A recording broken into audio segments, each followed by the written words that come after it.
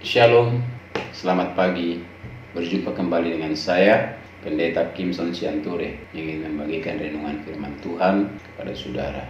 Tema kali ini adalah tentang Tuhan Gembalaku. Sebagai orang Kristen, kita pernah mendengar banyak ayat yang mengatakan bahwa Tuhan adalah Gembalaku. Tetapi kita akan mulai pembacaan dari firman Tuhan dari Yesaya pasal 40 ayat 11 berkata, "Seperti seorang gembala, ia menggembalakan kawanan ternaknya dan menghimpunkannya dengan tangannya. Anak-anak domba di pangkunya, induk-induk domba dituntunnya dengan hati-hati." Kita mengetahui satu hal bahwa Tuhan Allah kita yang kita sembah adalah digambarkan seperti seorang gembala. Ia menggembalakan kawanan ternaknya. Artinya setiap orang yang percaya di dalam Tuhan, maka hidupnya tergembala. Allah menuntun, Allah memperhatikan, menghimpunnya dengan tangannya yang kuat. Bahkan anak-anak dombanya dipangku, saudara, sebagai rasa kasih sayang. Induk-induknya dituntun dengan hati-hati supaya jangan dimangsa oleh binatang buas. Sebagai anak-anak Tuhan, saya mengatakan kepada saudara, kalau hidupmu tidak digembalakan oleh Tuhan, maka hidupmu akan kehilangan arah.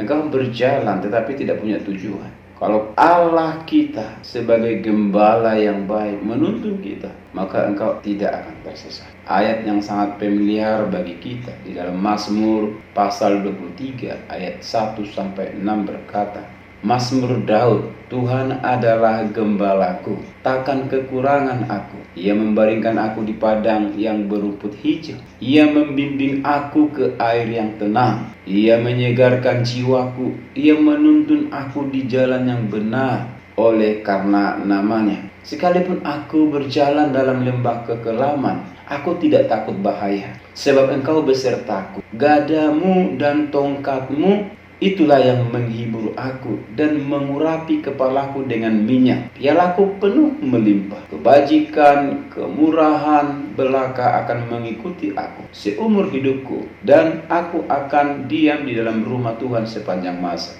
Daud menyampaikan isi hatinya, bagaimana pandangan Daud terhadap Allah sebagai gembala yang baik. Daud berkata, "Tuhan adalah gembalaku." Artinya, Daud selagi memiliki hubungan yang dekat dengan Tuhan, membiarkan dirinya digembalakan, dituntun, diberi inspirasi, diberi firman Allah dalam hidupnya, maka dia akan tergembala. Apa pentingnya kita digembalakan Tuhan?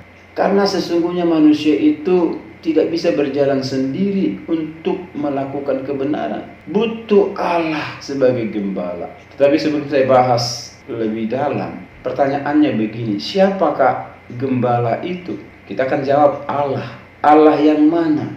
Karena Yohanes pasal 10 ayat 11 berkata, Yesus berkata, "Akulah gembala yang baik. Gembala yang baik memberikan nyawanya bagi domba-dombanya." Artinya gembala yang disebut dari Yesaya 40 ayat 11 dan juga Mazmur 23 ayat 1-6.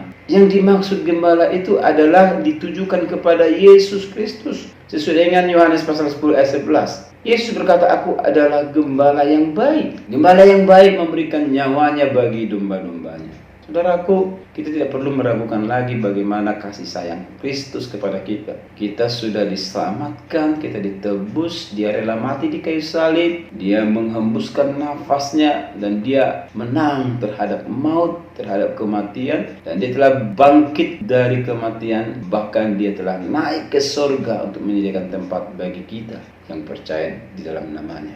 Jadi kita harus memahami tentang gembala yang baik ini. Kita harus hidup di dalam penggembalaan Tuhan. Kristus adalah gembala yang baik. Sebagai gembala yang baik, dia berbuat sesuatu.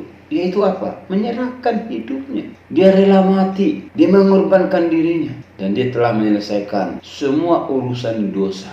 Saudaraku, sebagai domba-domba Allah, maka kita harus melekat kepada dia. Kita harus membiarkan Tuhan menuntun kita.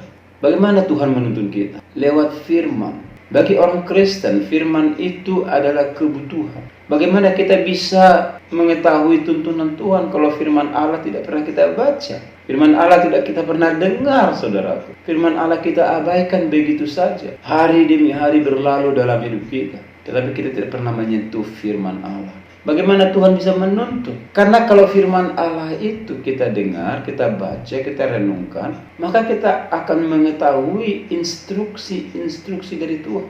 Perintah-perintahnya ada di sana. Tugas-tugas yang harus kita kerjakan ada di dalam firman Allah, ada dalam Alkitab.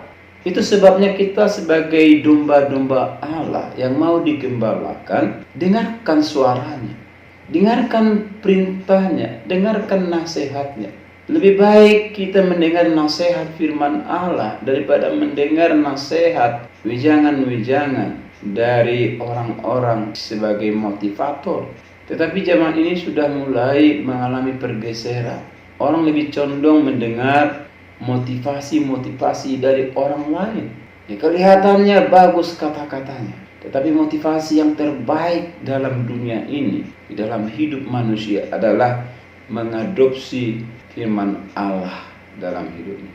Merenungkan firman Allah, melakukan firman Allah, menjadikan firman Allah itu sumber segalanya. Apa yang tidak ada dalam firman Tuhan? Tentang kecanggihan teknologi, bahkan teknologi juga bermula dari Allah. Tentang pernikahan ada di dalam Alkitab, baik perjanjian lama, perjanjian baru, mengajarkan kebenaran. Tentang bisnis, tentang dagang, tentang profesi, tentang apa saja, saudaraku, ada di dalam Alkitab. Dan Tuhan memberikan pengajaran untuk menuntun kita. Bahkan ketika engkau sedang menghadapi masalah-masalah yang berat, yang sulit, tetapi Tuhan Allah, Yesus Kristus, menjadi gembala yang baik. Dia akan memelukmu, Dia akan menggendongmu, Dia akan membawamu ke air yang tenang, ke rumput yang hijau. Jadi kalau saudara tergembala dengan baik, digembalakan oleh Allah, maka engkau akan dibaringkannya di padang yang berumput hijau. Artinya apa? Domba makanannya rumput. Kalau kita dombanya Allah, Allah akan menyediakan kebutuhan kita, makanan kita, biaya hidup kita, Tuhan bisa menyediakan. Lewat apa? Lewat keseharian kita, lewat profesi kita, lewat pekerjaan kita. Tuhan bisa menghadirkan berkat di sana. Dan juga yang kedua, Tuhan akan memberikan dan membawa kita ke air yang tenang. Domba itu butuh minum, butuh kesegaran. Sebagai domba-domba Allah, engkau juga dipuaskan Tuhan, diberi kelegaan. Ada banyak orang punya harta yang banyak, tetapi hatinya kering, hatinya gelisah, takut, tidak ada damai sejahtera. Buat apa kita memiliki harta yang banyak, tetapi jiwa kita tidak tenang?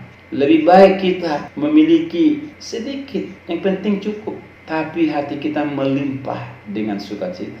Kita tidak khawatir akan hidup ini, karena ada Yesus Kristus gembala yang baik, yang memegang kendali. Manusia itu kadangkala juga mengalami masa-masa yang sulit. Kadangkala kita juga akan berjalan di lembah kekelaman. Masa-masa yang sukar, sakit penyakit, kebangkrutan, dan juga tekanan-tekanan yang begitu hebat. Kita berada di ambang perceraian. Kita selalu mengalami permusuhan dengan banyak orang. Dan kita tidak tahu bagaimana untuk menemukan jalan keluar. Tetapi kitab Mazmur pasal 23 berkata, sekalipun aku berjalan dalam lembah kekelaman, aku tidak takut bahaya, sebab Engkau besertaku. Kita harus garis bawahi bahwa Tuhan Gembala, Yesus Gembala kita yang agung itu akan menyertai kita. Kalau Tuhan ada di pihak kita, menyertai hidup kita, tak ada yang perlu kita khawatirkan lagi. Karena Tuhan berperang membela hidup kita. Amin. Gadamu, tongkatmu, itulah yang menghibur aku. Ada kuasa otoritas Allah untuk melindungi kita, bahkan menghibur kita, memberikan dorongan, semangat, spirit, roh yang berkobar-kobar, hati yang penuh sukacita diberikan kepada domba-domba yang digembalakan oleh Tuhan. Bahkan kebajikan, kemurahan belaka itu akan mengikut. Bahkan seumur hidupku, aku akan diam dalam rumah Tuhan sepanjang masa. Jadi dalam penggembalaan, maka ikutilah ketaatan. Diam di dalam rumah Tuhan. Setia, jangan lari dari kandang. Tuhan mempercayakan penggembalaan melalui gereja. Dimanapun saudara bergereja, setialah. Tuhan telah mengangkat gembala sidang menjadi wakilnya Allah di dunia ini.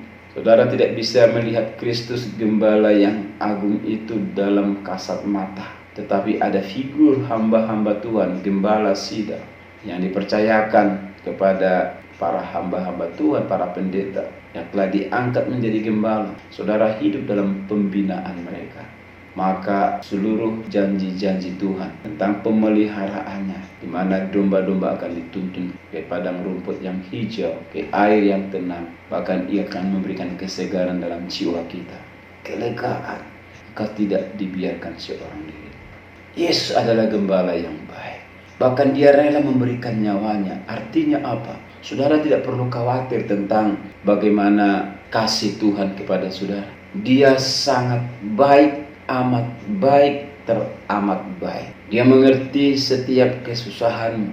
Bahkan Kristus rela mati untuk menebus dosamu.